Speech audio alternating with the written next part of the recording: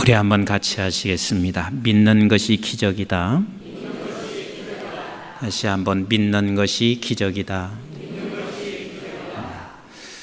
만약에 이런 가정을 한번 해보았으면 좋겠어. 이런 가정, 중곡동에 두 자매하고 그리고 한 형제, 오빠가 사는, 그래서 세 식구가 사는 그런 가정이 있는데 소문이 났습니다. 무슨 소문이냐면 참 형제 자매 간에 우애가 있고 신앙생활을 너무 잘하고 부모님은 안 계시지만 아주 성실하게 잘 살아가고 있는, 그렇게 소문난 그 자매와 형제 있습니다. 근데 그 가정이 어느 날 오빠가 갑자기 죽을 병에 걸렸습니다.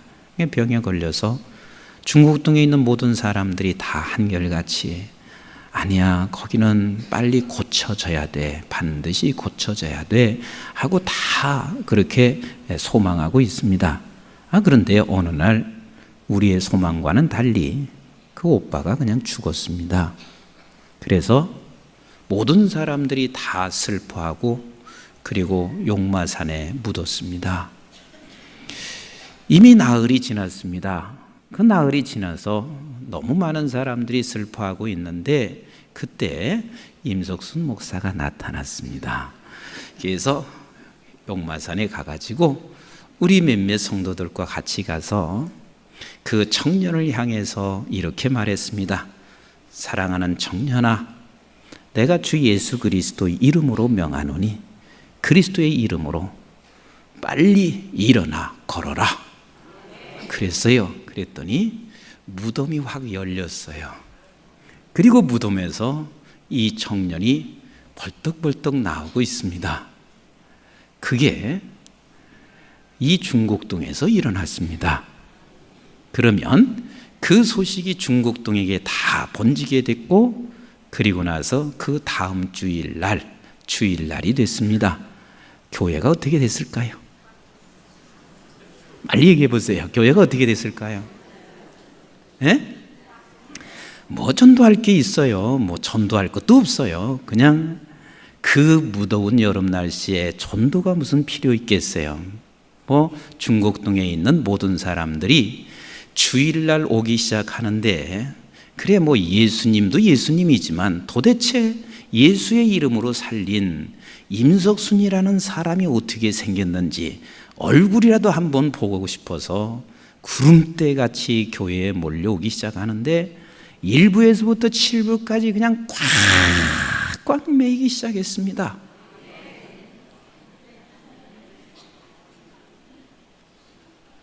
그런데 한번 가만히 생각해 보세요. 자, 그렇게 구름대같이 몰려들었는데 그 구름대같이 몰려들은 사람들은 틀림없이 이런 종류의 사람들과 함께 있습니다. 하나는 표적만을 보고 몰려온 사람이 있을 거란 말이에요. 그 표적을 보고 나도 그런 표적이 한번 일어났으면, 죽은 사람이 살아날 정도면 내가 지금 이 문제를 가지고 있는데 이 문제 정도야 하나님이 못하겠냐. 그래서 그 표적을 보고 몰려오는 사람이 있을 것이고, 두 번째는 도대체 임석순이라는 사람이 어떤 사람이기에, 아니 세상에 죽은 지 나흘 된 사람, 무덤 속에 묻은 사람을 그 한마디로 인해서 그 사람을 살려낸 그 임석순이가 도대체 어떤 사람인지 보고 싶겠어요? 안 보고 싶겠어요? 우리 미가엘도 한마디도 안 내. 보고 싶겠어요? 안 보고 싶겠어요? 얼마나 보고 싶겠어요? 그래서 보고 싶어서 오는 사람이 있을 것이고, 그런데 그것과는 상관없이 항상 믿음 때문에 오는 우리 성도들이 계실 거란 말이에요. 우리는 종종 이렇게 생각해요. 이 기적이 지금 내가 가정으로 얘기했지만 사실 가정이 아니라 실제로 베다니에서 일어난 사건입니다. 중곡동보다도 작은 이 베다니에서 일어났으니 이 베다니에서 일어난 이 사건은 동네 구석구석 알지 못하는 사람이 있었을까요? 없었을까요? 다 압니다. 죽은 사실도 알고 부활한 사실도 알고 다 알고 있습니다. 그래서 많은 사람들이 지금 주님을 쫓아가기 시작하는데, 그 쫓아가는 사람들 중에는 조금 전에 말씀드린 대로 나도 한번 저런 표적이 내게도 일어났으면 좋겠다는 생각과 그런 심정으로 주님께 오시는 분들도 수없이 많이 있을 거라 그 말이에요. 수없이 있습니다. 그런데 그런 사람을 두고 주님께서 뭐라고 말씀하시고 있냐면 마태복음 12장 38절로 39절에 이렇게 말씀하시고 있습니다. 시작. 그때에 서기관과 바리새인 중 몇 사람이 말하되 선생님이여 우리에게 표적 보여주시기를 원하나이다. 그래 예수께서 대답하여 이르시되 악하고 음란한 세대가 표적을 구하나 선지자 요나의 표적 밖에는 보일 표적이 없느니라 그랬습니다. 지금 주님이 말씀하시는 것을 나를 다 딴다고 해서 저 사람들이 다 믿는 것이 아니라 나를 따라오는 사람들 중에서는 악하고 음란한 세대, 이것은 뭐냐면 끊임없이 자기 표적을 구하는, 탐욕을 구하는 사람이란 말이에요. 그래서 이 탐욕으로 인하여 음란한 세대, 악한 세대가 나를 따라오는 사람이 있지, 꼭 그 나를 따라왔다고 해서 이 교회에 들어왔다고 해서 믿는 것은 아니다, 이것을 말씀해 주시고 있습니다. 또 그 당시에도 따라온 사람 중에서는 이런 사람이 있습니다. 구경꾼이 있어요. 우리 한번 누가복음 23장 8절을 같이 한번 보실까요? 시작. 헤롯이 예수를 보고 매우 기뻐하니 이는 그의 소문을 들었으므라 보고자 한지 오래였고 또한 무엇이나 이적 행하심을 볼까 바랐던 연고로라 그랬습니다. 도대체 예수라는 사람이 어떤 표적과 이사를 보인다는데 내가 오래전부터 그 소리를 들어왔고, 그리고 내가 그 사람 좀 한번 보고 싶어서 구경꾼으로 오는 사람이 있다 그 말이에요.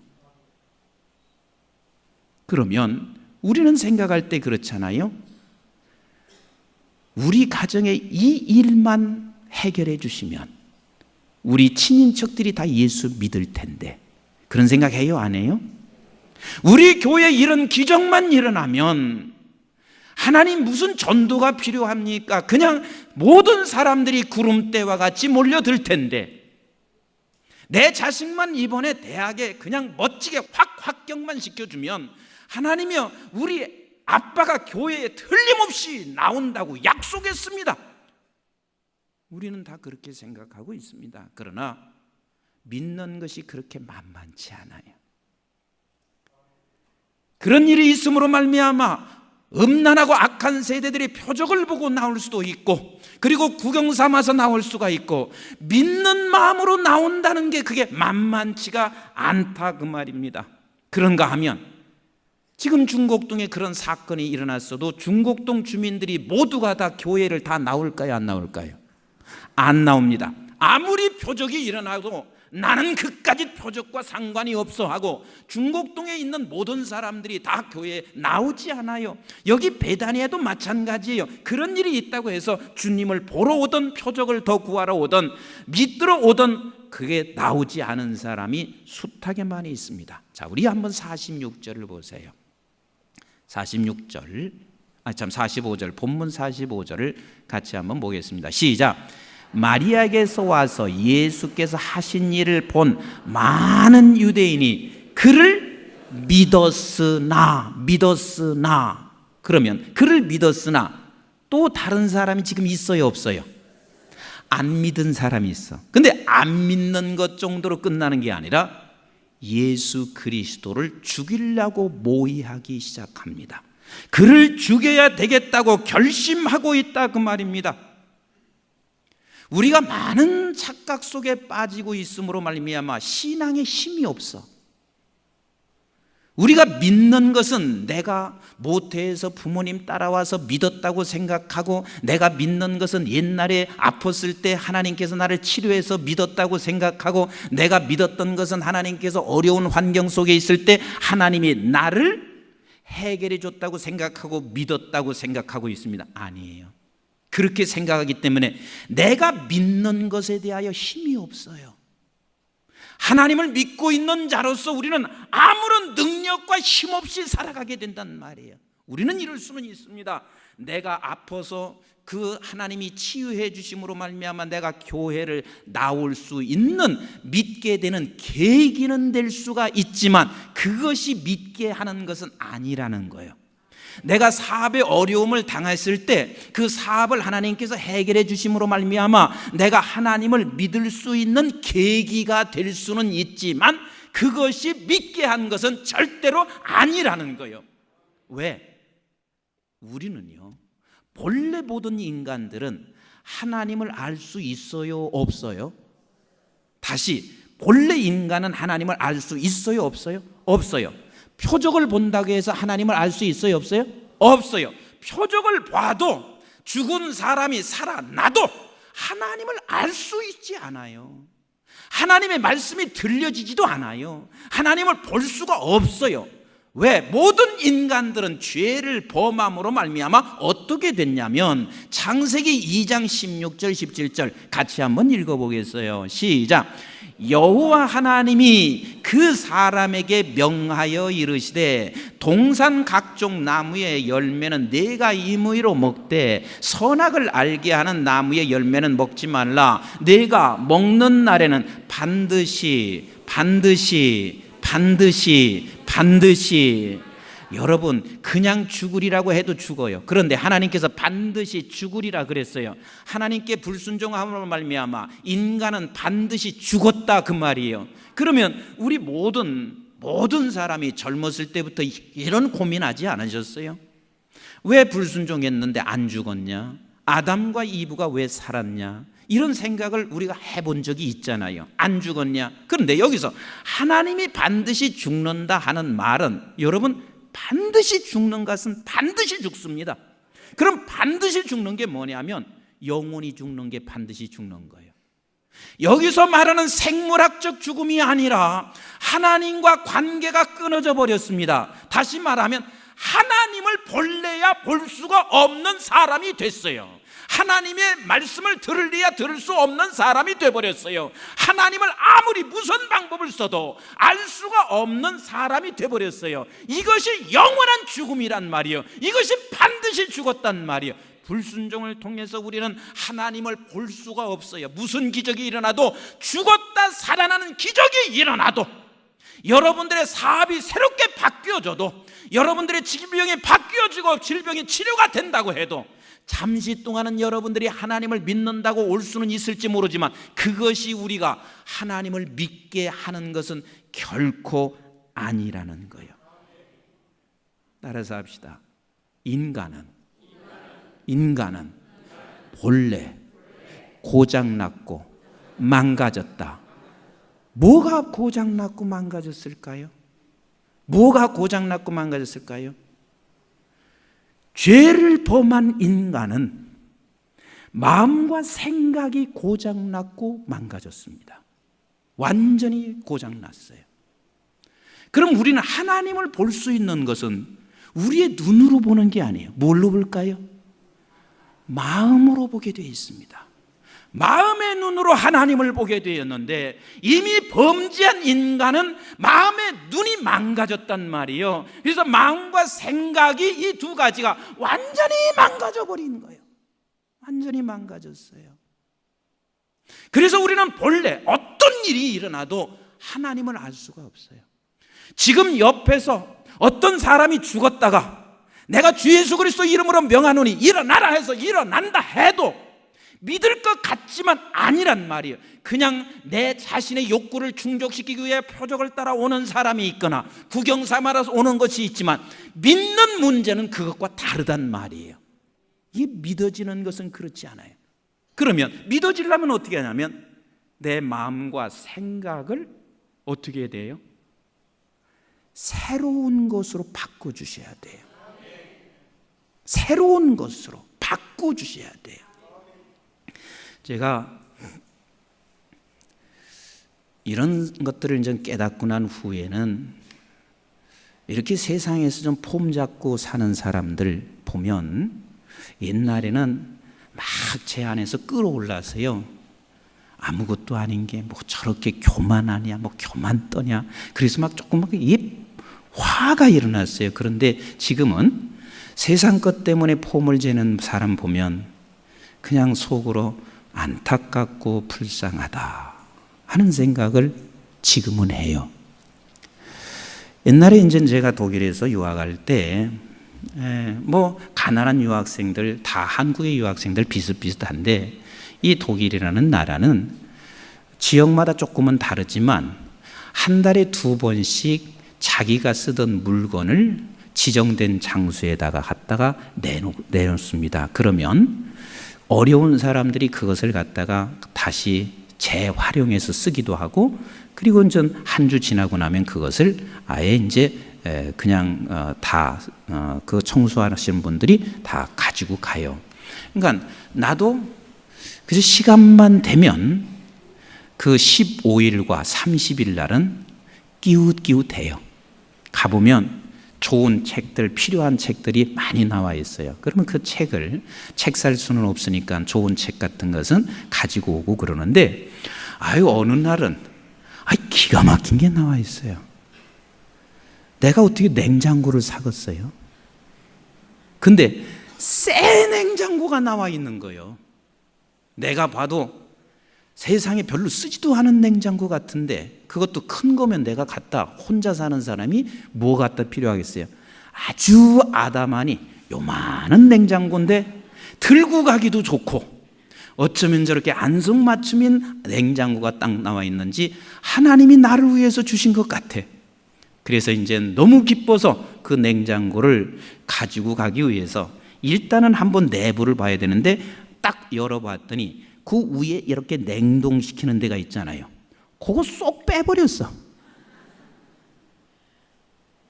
냉동기계가 쏙 빠져버린 거예요. 그래서 내가 얼마나 낙심을 하면서 냉장고 문을 그냥 세게 닫으면서, 이러니까 버렸지. 근데 지금이 바로 폼 재고 다니는 사람들을 보면 그 냉장고 생각나. 냉장고. 이미 마음과 생각은 다 썩어져 버려 있고, 이 마음과 생각은 다 고장 나 있고, 그러면서 멋진 폼을 재고 있지만 실제는 사실 겉모습뿐이지 아무것도 없는 빈 사람일 뿐이라 그 말입니다. 이게 바로 죄를 범한 모든 인간들은 마음과 생각이 완전히 고장나고 망가진 모든 사람들, 그 사람들은 하나님을 볼 수가 없어요. 하나님을 볼 수가 없어요. 하나님을 볼 수가 없어요. 그러면 하나님을 보는 사람은 누구냐면, 이미 하나님께서 마음과 생각을 새롭게 바꿔놓으시고, 그리고 어떤 기적을 만났을 때 그때 하나님을 보아지는 계기가 될 수 있다 그 말입니다.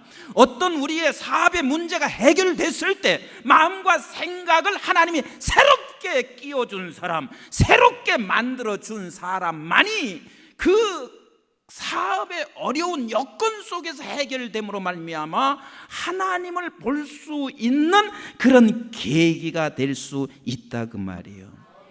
오늘 본문을 가만히 보세요. 마음과 생각이 망가져 버린 사람은 아무리 지식을 많이 가져도요, 지식을 가지면 가질수록 고도로 주님을 핍박합니다. 지금 여기 주님을 핍박하는 사람이 누구요? 주님을 죽이려고 지금 음모하고 있는 사람이 누구냐면 그 나라의 율법주의자들과 바리새인들입니다. 율법주의자와 바리새인은 최고의 공부를 한 사람이요, 그 최고의 공부뿐만 아니라 그 사람들은 행위로서도, 종교 행위로서도 완벽하고 깨끗한 사람들이었습니다. 그런데 저들이 지금 주님을 죽이려고 하고 있잖아요. 어떤 사건 앞에서, 사람을 살려낸 사건 앞에서 저들은 지금 주님을 죽이려고 하고 있습니다. 그래서 망가진 인간들은 공부를 하게 되면 사회가 좋아질 것 같다고 생각, 천만에요. 여러분, 우리나라가 OECD 국가 중에서 지금 현재는 대학 졸업 대졸 출신이 1위예요. 30년 동안 얼마나 우리나라가 지적 수준이 높아졌냐면 금년의 통계를 제가 얘기할게요. 30세에서 39세까지 우리나라 대졸 출신이 63.1%예요. 놀라지도 않으셔. 이 세상에 그런 나라가 없어요. 20대는 더 말할 것도 없고요. 40에서 49세까지 대졸 출신이 44.3%예요.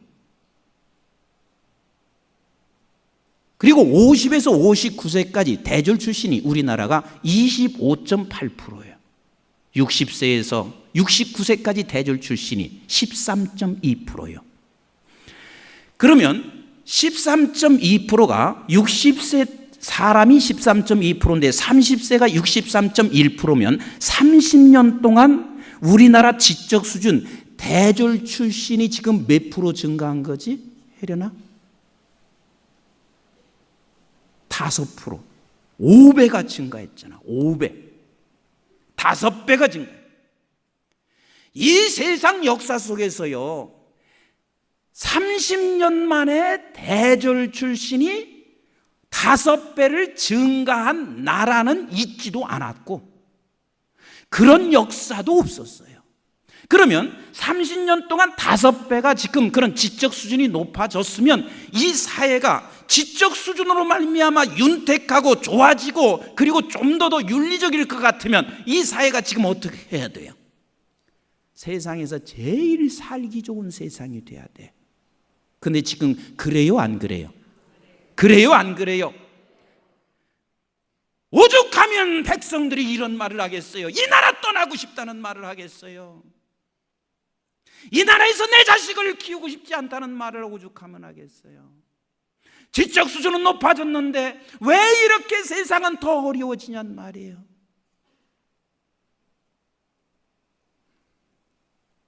여러분, 어쩌면 세상에서 가장 구석구석 평균적으로 잘 살고 있는 나라가 독일일 겁니다.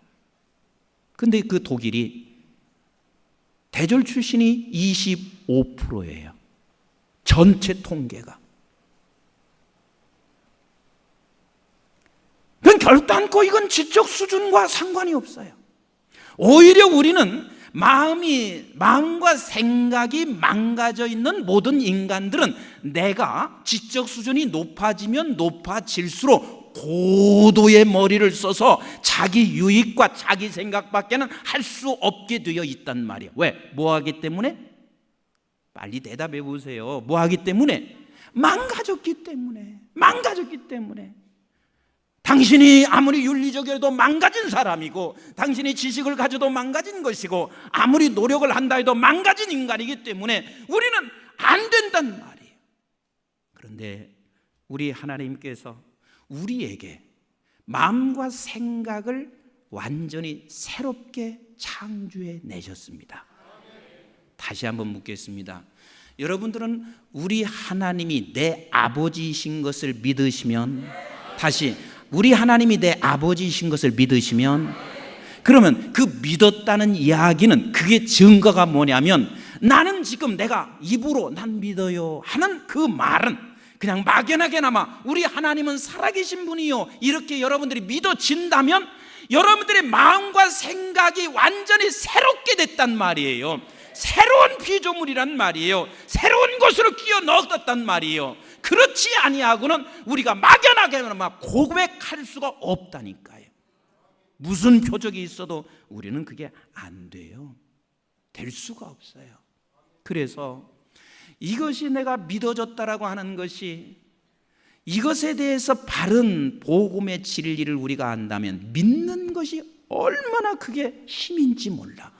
내가 믿는다는 것이 얼마나 복인지 몰라. 왜냐하면 하나님께서 나 같은 사람에게 마음과 생각을 새롭게 만들어 주셨기 아니하면 내가 그 하나님을 알 수가 없기 때문에 믿는 자체가 이게 큰 복이란 말이에요. 믿는 자체가 이게 힘이란 말이에요. 그래서 마태복음 16장에서는 이렇게 말씀하시고 계신 거예요. 자, 우리 한번 13절부터 같이 읽어볼까요? 시작.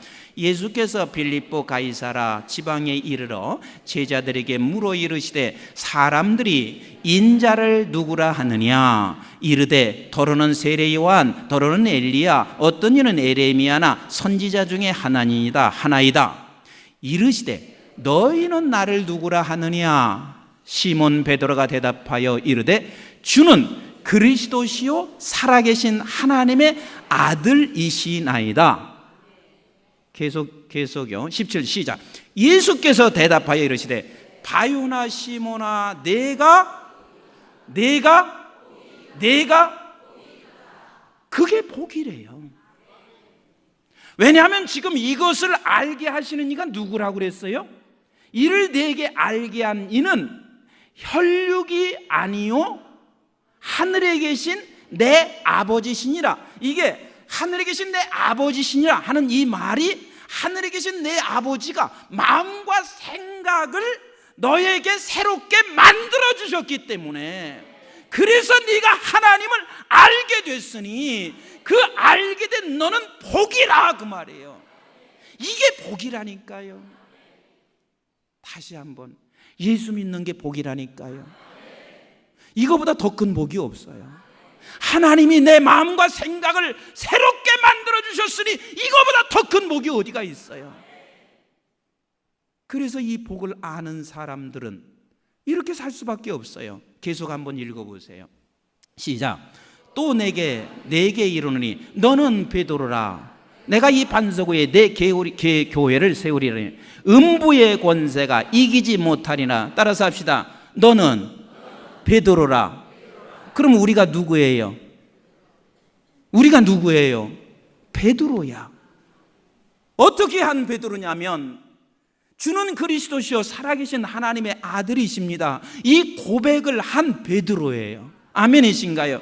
그 베드로에게 우리 주님께서 뭐라고 하시고 있냐면 너는 반석 위에, 네가 고백한 이 반석 위에 무엇을 세우리라? 교회를 세우리라 그랬습니다. 그러니까 이 복을 가지고 있는 사람들은 적어도 이 세 가지를 우리는 믿고 살아가요. 어떤 세 가지? 첫째는 나를 통해서 교회를 세워간다는 거예요. 그러면 교회는 이 건물도 교회지만 성도 하나하나가 교회예요. 아멘이신가요? 그러면 나를 통해서, 이 믿는 사람을 통해서 성도 하나하나를 세워가는 거예요. 제가 지난주는 사실은 두 분 때문에 기도하고 하나님 앞에, 하나님 내가 할 일은 무엇인가요? 이제 그런 생각을 하면서 한 주를 지냈어요. 한 분은 우리 권사님이신데 그냥 늘 새벽에 늘 기도하시고 그러시는데 조금 이제 많이 이게 막 절망하고 다운되고 있는, 그래서 너무 힘들어하는 우리 권사님이 계세요.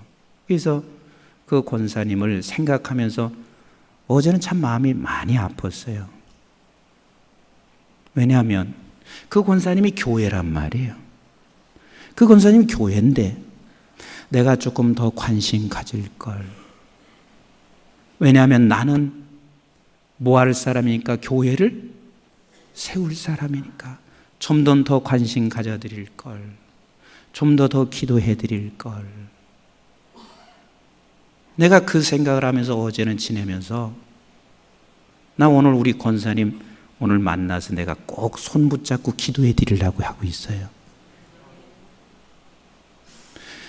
우리가 이 믿음이 복이라는 사실을 아는 사람이면 내 환경이 지금 어떤 상황이어도 우리는 그 복을 가지고 있는 사람이기 때문에 내가 저 사람을 세워줄 수 있단 말이에요. 응? 나는 가진 거 없는데 저 사람은 많이 가진 것 같고, 나는 배운 거 없는데 저 사람은 많이 배운 것 같고, 저 사람이 훨씬 더 많은 것을 소유한 것 같은데, 그것은 세상 사람들이 그렇게 말할 수 있지만 우리는 믿는 것 자체가 복이라니까. 이건 어마어마한 힘이고 어마어마한 복이면 적어도 교회 오면 예배만 드리고 가서 안 돼요. 하나님 오늘 또 내가 교회에서 누군가 하나는 교회를 세우고 가게 해주세요. 왜냐하면 이 반석 위에 교회를 세우리라고 말씀하셨으면 그냥 왔다 그냥 가는 것이 아니라 누군가 한 사람이라도 손을 좀 잡아주시라 말이에요. 그래서 그분이 교회 왔더니 내가 새 힘을 얻었다, 내가 지금 절망 속에 있다가 다시 힘을 얻었다, 이게 교회를 세워가는 것이란 말이에요. 몸이 좀 불편한 사람이 있으면 불편한 사람에게 이렇게 말해서는 안 되거든요. 교회를 세우는 사람이 뭐 잘못해서 그래? 11조 때 먹었나? 이렇게 하지 말란 말이에요. 그러잖아도 힘든 사람인데 그냥 손을 잡고 내가 힘이 될 수 있을지 모르지만 내 안에 있는 예수 그리스도로 말미암아 그가 힘이 되도록 나도 함께 기도할게. 내가 당신과 함께 시간 같이 있을게. 이러면서 힘을 줘야지. 한다 소리가 나 그럴 줄 알았어. 신앙생활 요즘 개떡같이 하더니 이렇게 하면 얼마나 더 사람이 낙심해요. 우리는 하나님을 믿는다는 것은 그냥 기적을 본다고 해서 되는 게 아니에요. 죽은 자가 살아나도 안 되는 거예요. 내 마음과 생각이 고쳐진 사람, 내 마음과 생각이 새롭게 해주신 사람만이 하나님을 마음으로 볼 수가 있습니다. 그리고 그분을 생각할 수가 있는 거예요. 이것이 복이라면 우리는 그 어떤 상황에 놓여 있어도 다른 사람, 다른 교회를 세워줄 수 있는 사람이란 말이에요. 아멘이신가요? 그뿐인가요? 음부의 권세가 이기지 못하리라 말씀하시고 있습니다. 뭐가 이기지 못해요? 음부의 권세. 그러면 음부의 권세는 뭐냐면 사단의 권세예요. 그럼 사단은 이 세상에 와서 무엇을 쥐어 잡고 흔드는 줄 아세요? 세상의 것을 쥐어 잡고 흔드는 거예요. 누가? 사단이 세상의 것을. 그러면 음부의 권세가 이기지 못한다 하는 말은 네가 이 믿음이 얼마나 복인 걸 아는 사람, 이 믿는 자가 어떻게 해서 믿은 것을 네가 안다면 세상의 권세가 너를 흔들어 놓지 못해요. 세상 것이 다 빼앗긴다 할지라도 나는 그 하나님 한 분 때문에 복 있는 사람이라는 사실을 알고 그것이 흔들려지지 아니한다 그 말이에요. 이게 음부의 권세가 이기지 못하는 거예요. 그뿐인가요? 우리 한번 또 사음 거절 19절을 한번 같이 보실래요? 19절 시작. 내가 천국의 열쇠를 내게 주리니 네가 땅에서 무엇이든지 매면 하늘에서도 매일 것이요 네가 땅에서 무엇이든지 풀면 하늘에서도 풀리리라 하시고, 따라서 합시다. 나는 천국 가는 길에 누구도 막지 못한다. 땅의 권세도 하늘의 권세도 못 막아. 우리가 지금 어디로 가냐면 하나님이 마음과 생각을 새롭게 끼워준 사람은 우리는 천국에 살 수밖에 없는 사람들이요, 땅에서도 하늘에서도 이것을 아무도 막을 길이 없어요. 그래서 사도 바울이 이런 믿음을 가지고 살았던 바울에게 이런 고백을 할 수밖에 없었어요. 이 고백이 저와 여러분들의 고백 되셔야 돼요. 고린도후서 6장 9절과 10절을 같이 한번 읽어보도록 하겠습니다. 고린도후서 6장 9절과 10절 시작. 무명한 자가 유명한 자요 죽은 자 같으나 보라 우리가 살아있고 징계를 받는 자 같으나 죽임을 당하지 아니하고 근심하는 자 같으나 항상 기뻐하고 가난한 자 같으나 많은 사람을 부유하게 하고 아무것도 없는 자 같으나 모든 것을 가진 자니라. 이게 바로 믿음을 갖고 있는 사람들에게 하나님이 우리에게 주신 복이라 그 말입니다. 아무것도 없는 것 같으나 모든 것을 다 가진 자. 그래서 우리는 마음과 생각이 새롭게 되어서 그 마음으로 하나님을 보게 됐고 그 생각으로 하나님을 생각하게 되었습니다. 그래서 성경에서 뭐라고 했냐면 잠언서 4장 23절에 무릇 지킬 만한 것은 네 마음을 지키라 그랬어요. 그러면 이 마음을 지키라는 것은 저 밖에 있는 사람 보고 마음 지키라고 했을까요? 아니요. 왜냐하면 밖에 있는 사람은 뭐하니까? 망가진 마음인데 뭘 지킬 게 뭐가 있어요? 근데 망가진 마음을 가지고 있는 사람은 죽어도 지키려고 그래. 근데 하나님께서 네 마음과 생각을 지키라 하는 말은 이 세상에 있는 동안 너는 이 마음과 생각을 하나님이 새롭게 만들어주신 그 마음과 생각을 지키고 살란 말이에요. 왜냐하면 생명의 근원이 여기서 남이라. 이 마음과 생각은 하나님과 나와의 생명을 만들어내는 그 마음과 생각이기 때문에 날 보고 소리 지르지 말라고 하지 마시고, 이 답답함을 좀 여러분이 깨달아 아시고 이 믿음의 복 때문에 힘있게 사시라 그 말이에요. 이게 바꿔줘야 돼. 그러면 어떻게 마음과 생각을 지키냐? 어떻게 마음과 생각을 지키냐? 이제 이 빌립보서 4장 6절 7절 읽고 마치겠습니다. 우리 같이 읽습니다. 시작.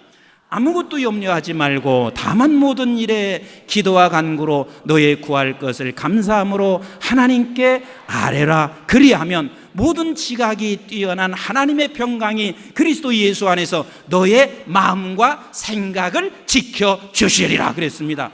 그러니까 우리는 하나님께서 나에게 믿는 복을, 다시 말하면 마음과 생각을 새롭게 만들어 주신 그것에 대하여 감사하란 말이에요. 그것 때문에 우리가 복을 받은 것에 감사하란 말이에요. 돈 몇 푼 버는 것 때문에 감사하지 말고 하나님이 마음과 생각을 바꿔주신 것 때문에 감사하며, 그분이 계시니 네가 염려거리 이 세상에서 생길 수밖에 없잖아. 그 생길 때는 너는 그 감사하시는 그 하나님 앞에 아뢰래요. 하나님 앞에 간구하래요. 그러면 하나님께서 네 마음과 생각을 지켜주시리라. 아멘이신가요? 사랑하는 성도 여러분, 여러분 복 받은 사람입니다. 어마어마한 복을 받은 사람입니다. 이것을 놓치지 않고 사는 모두가 되시기를 주님의 이름으로 축원합니다. 기도하겠습니다.